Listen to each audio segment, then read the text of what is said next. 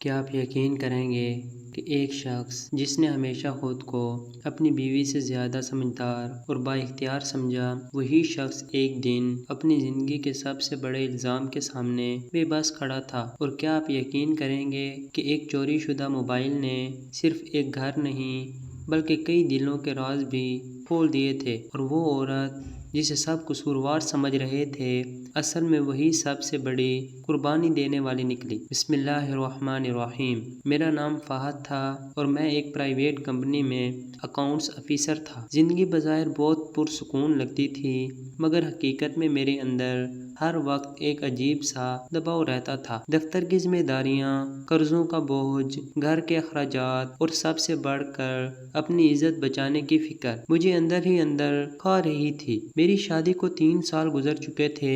میری بیوی مریم نہایت سادہ اور خاموش طبیعت کی لڑکی تھی۔ وہ مجھ سے بے حد محبت کرتی تھی، مگر میں اکثر اپنی مصروفیات اور غصے کی وجہ سے اس کی محبت محسوس ہی نہ کر پاتا۔ میری ماں شروع دن سے مریم کو پسند نہیں کرتی تھی۔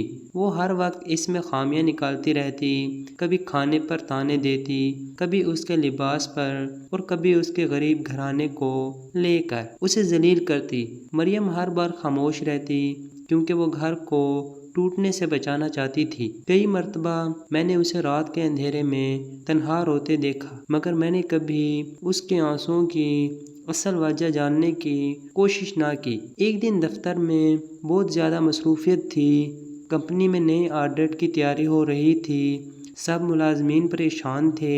اسی دوران ہمارے باس کا نہایت قیمتی موبائل اچانک غائب ہو گیا۔ پورے دفتر میں کھلبلی مچ گئی۔ ہر شخص کی تلاشی لی گئی۔ CCTV کیمرے چیک ہونے لگے اور ماحول میں خوف بھر گیا، کیونکہ باس نہایت سخت مزاج آدمی تھا۔ اس نے اعلان کیا کہ اگر موبائل نہ ملا تو وہ پولیس کو بلا کر سب کی تفتیش کروائے گا۔ میرے دل میں عجیب سا خوف پیدا ہونے لگا، کیونکہ اس روز میں ہی سب سے آخر میں باس کے کیمبین سے نکلا تھا۔ اگرچہ میں بے قصور تھا، مگر حالات میرے خلاف ہوتے جا رہے تھے۔ شام تک دفتر میں بے چینی رہی، مگر موبائل نہ ملا۔ جب میں تھکا ہارا گھر واپس آیا تو دروازے کے اندر قدم رکھتے ہی میرے قدم رک گئے۔ گھر کا ماحول بالکل بدلا ہوا تھا۔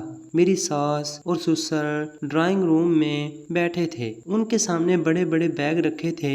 میری بیوی مریم ایک کونے میں سر جھکائے بیٹھی تھی۔ اس کی آنکھیں اتنی رو چکی تھیں کہ سوج کر سرخ ہو گئی تھیں۔ میری ماں غصے میں بیٹھی تھی اور پورے گھر میں عجیب خاموشی تھی، جیسے کوئی بہت بڑا طوفان آنے والا ہو۔ میں نے حیرت سے پوچھا، کیا ہوا؟ سب لوگ اس طرح کیوں بیٹھے ہیں اور یہ سامان کیوں پیک کیا جا رہا ہے؟ میری آواز سنتے ہی میرے سسر غصے سے کھڑے ہو گئے۔ ان کی آنکھوں میں نفرت صاف دکھائی دے رہی تھی۔ انہوں نے آگے بڑھ کر ایک موبائل میرے سامنے پھینکا اور بولے، یہ دیکھ لو اپنی بیوی کی حقیقت، آج تمہاری عزت کا جنازہ نکل چکا ہے۔ میں حیرت سے موبائل کو دیکھنے لگا۔ وہی موبائل تھا جو آج دفتر سے چوری ہوا تھا۔ میرے ہاتھ کانپنے لگے۔ مجھے اپنی آنکھوں پر یقین نہیں آ رہا تھا۔ میری ماں چیخ کر بولی، میں شروع سے کہتی تھی یہ لڑکی ٹھیک نہیں ہے، مگر تم نے کبھی میری بات نہ مانی۔ مریم مسلسل رو رہی تھی، مگر اس کی زبان سے ایک لفظ نہیں نکل رہا تھا۔ میں نے غصے اور حیرت میں اس سے پوچھا، یہ موبائل تمہارے پاس کیسے آیا؟ مگر اس نے صرف اتنا کہا، میں نے کچھ نہیں کیا، خدا کی قسم میں بے قصور ہوں۔ اس کی آواز اتنی ٹوٹی ہوئی تھی کہ ایک لمحے کو میرا دل کانپ اٹھا، مگر اگلے ہی لمحے میرے اندر کا غصہ مجھ پر حاوی ہو گیا، کیونکہ دفتر میں پہلے ہی مجھ پر شک کیا جا رہا تھا اور اب وہی موبائل میرے گھر سے مل رہا تھا۔ مجھے لگا میری پوری زندگی برباد ہو چکی ہے۔ میرے سسر نے غصے میں کہا، ہم اپنی بیٹی کو یہاں ایک لمحہ بھی نہیں چھوڑ سکتے۔ تم لوگوں نے ہماری بچی کو چور بنا دیا۔ میری ساس مسلسل روئے جا رہی تھیں اور مریم کے کپڑے بیگ میں رکھ رہی تھیں۔ مریم بار بار کہہ رہی تھی، ابو یقین کریں میں نے کچھ نہیں کیا، مگر کسی کو اس کی بات پر یقین نہیں آ رہا تھا۔ میں نے موبائل ہاتھ میں لیا تو اچانک اسکرین روشن ہو گئی اور اس پر ایک میسج نمودار ہوا۔ وہ میسج دیکھتے ہی میرے چہرے کا رنگ اڑ گیا، کیونکہ اس میں لکھا تھا، اگر تم نے کسی کو سچ بتایا تو تمہارے شوہر کی زندگی تباہ ہو جائے گی۔ وہ میسج پڑھتے ہی میرے جسم میں سنسنی دوڑ گئی، میرے ہاتھ کانپنے لگے اور پیشانی پر پسینہ آ گیا۔ میں نے فوراً موبائل کی اسکرین بند کر دی تاکہ کوئی دوسرا وہ الفاظ نہ پڑھ سکے، مگر میرے دل میں ہزاروں سوال پیدا ہو چکے تھے۔ آخر یہ میسج کس نے بھیجا تھا اور مریم سے اس کا کیا تعلق تھا؟ میری نظریں مریم کے چہرے پر جم گئیں۔ وہ مسلسل رو رہی تھی، مگر اس کی آنکھوں میں عجیب سا خوف تھا، جیسے وہ کسی بہت بڑے راز کے بوجھ تلے دبی ہوئی ہو۔ میرے سسر غصے سے بولے، اب خاموش کیوں ہو؟ فہد، تمہاری بیوی نے تمہاری عزت مٹی میں ملا دی اور تم اب بھی اس کا ساتھ دو گے؟ میری ماں نے بھی فوراً کہا، ایسی لڑکی کو ابھی کے ابھی گھر سے نکالو، ورنہ کل کو لوگ ہم سب کو چوروں کا خاندان کہیں گے۔ میرا دماغ سون ہو چکا تھا، ایک طرف دفتر کا دباؤ، دوسری طرف گھر کی یہ ذلت۔ مجھے محسوس ہو رہا تھا جیسے میری سانس رک گئی، مگر اس سب کے درمیان مریم کی خاموش آنکھیں میرے دل میں عجیب بے چینی پیدا کر رہی تھیں، کیونکہ وہ بار بار کچھ کہنا چاہتی تھی مگر ہر بار رک جاتی تھی۔ اچانک اس نے روتے ہوئے کہا، فہد، مجھے صرف 5 منٹ دے دو، میں تمہیں سب سچ بتا دوں گی۔ مگر میری ماں چیخ پڑی،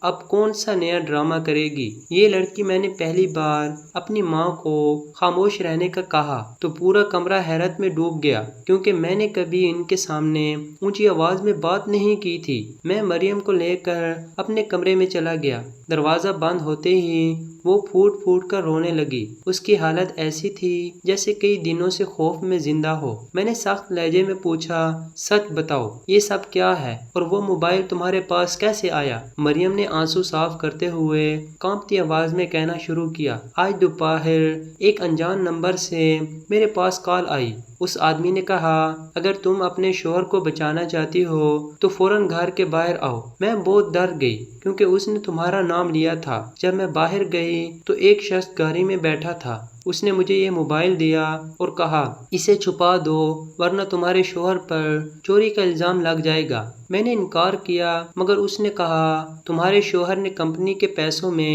گڑبڑ کی ہے اور اب اسے پھنسانے کے لیے یہی موبائل کافی ہے۔ اگر تم نے ہماری بات نہ مانی تو پولیس اسے گرفتار کر لے گی۔ مریم کی بات سن کر میرے پیروں تلے زمین نکل گئی، کیونکہ حقیقت یہ تھی کہ چند ماہ پہلے میں نے واقعی کمپنی کے کچھ پیسے قرض اتارنے کے لیے استعمال کیے تھے اور سوچا تھا بعد میں واپس کر دوں گا، مگر حالات خراب ہوتے گئے اور میں وہ رقم واپس نہ کر سکا۔ مجھے یقین ہو گیا کہ کوئی میری کمزوری جان چکا ہے اور اب اس کے ذریعے مجھے بلیک میل کر رہا ہے۔ مریم روتے ہوئے بولی، میں صرف تمہیں بچانا چاہتی تھی۔ مجھے لگا اگر میں نے موبائل چھپا لیا تو شاید معاملہ ختم ہو جائے گا، مگر شام کو ابو اچانک آ گئے، انہوں نے موبائل دیکھ لیا اور سب کچھ بگڑ گیا۔ میں سکتے میں بیٹھا اسے دیکھتا رہا۔ میری آنکھوں کے سامنے وہ تمام لمحے گھومنے لگے جب میں نے مریم کو تنہا چھوڑا، جب میں نے اس کی محبت کی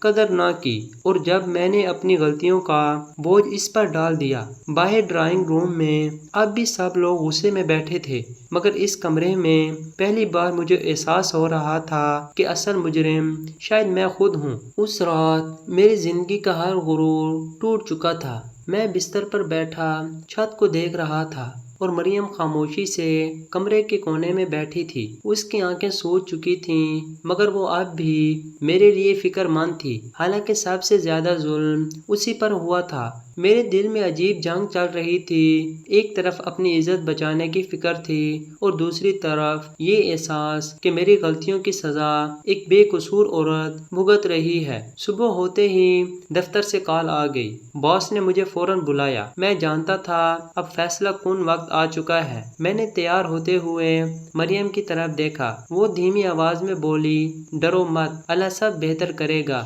اس کے یہ الفاظ سن کر میری آنکھیں بھر آئیں، کیونکہ جس عورت کو میں کبھی مضبوط نہ سمجھ سکا وہی آج میرے ٹوٹے ہوئے حوصلے کو سہارا دے رہی تھی۔ دفتر پہنچتے ہی ماحول عجیب تھا۔ سب لوگ مجھے شک کی نظروں سے دیکھ رہے تھے۔ باس نے سخت لہجے میں کہا، پولیس آنے والی ہے، آخری بار پوچھ رہا ہوں، موبائل کہاں ہے؟ میرا دل زور زور سے دھڑکنے لگا۔ میں جانتا تھا اگر میں نے سچ نہ بتایا تو مریم ہمیشہ کے لیے بدنام ہو جائے گی، اور اگر سچ بتا دیا تو شاید میں خود تباہ ہو جاؤں۔ اچانک مجھے مریم کا روتا ہوا چہرہ یاد آیا اور میں نے فیصلہ کر لیا۔ میں نے سب کے سامنے اعتراف کر لیا کہ کمپنی کے پیسوں میں گڑبڑ مجھ سے ہوئی تھی، مگر موبائل چوری میں مریم کا کوئی قصور نہیں، وہ صرف مجھے بچانے کی کوشش کر رہی تھی۔ پورا دفتر خاموش ہو گیا۔ باس غصے سے مجھے دیکھتا رہا، مگر پھر اس نے حیرت سے پوچھا، تمہاری بیوی نے تمہیں بچانے کے لیے خود پر الزام لے لیا؟ میں نے سر جھکا کر ہاں کہا۔ چند لمحوں بعد باس نے لمبی سانس لی اور بولا، غلطی تم سے ہوئی، مگر آج کل ایسے لوگ بہت کم ہیں جو کسی کے لیے خود کو قربان کر دیں۔ اس نے پولیس کو بلانے کے بجائے مجھے ایک موقع دینے کا فیصلہ کیا، مگر شرط یہ رکھی کہ میں ایک ایک روپیہ واپس کروں۔ جب میں گھر واپس آیا تو پہلی بار میری نظر مریم پر ایک نئی عزت کے ساتھ پڑی۔ میری ماں اور سسرال والے بھی خاموش تھے کیونکہ اب حقیقت سامنے آ چکی تھی۔ میرے سسر آہستہ سے مریم کے پاس گئے اور روتے ہوئے بولے، بیٹی ہمیں معاف کر دو، ہم نے تمہیں سمجھنے میں بہت دیر کر دی۔ میری ماں بھی خاموشی سے آنسو پوچھ رہی تھی۔ میں مریم کے سامنے گیا مگر شرم سے میری نظریں جھکی ہوئی تھیں۔ میں نے کانپتی آواز میں کہا، مجھے معاف کر دو، میں کبھی تمہاری محبت کو سمجھ نہ سکا۔ مریم کی آنکھوں میں آنسو آ گئے مگر اس نے صرف اتنا کہا، شوہر اور بیوی ایک دوسرے کی عزت ہوتے ہیں، اگر ایک گر جائے تو دوسرا اسے سنبھالتا ہے۔ اس دن مجھے پہلی بار احساس ہوا کہ محبت صرف خوبصورت لفظ نہیں بلکہ قربانی، صبر اور وفا کا دوسرا نام ہے۔ اور بعض اوقات ایک چوری شدہ موبائل انسان کو اس کی پوری زندگی کا سب سے بڑا سچ دکھا دیتا ہے۔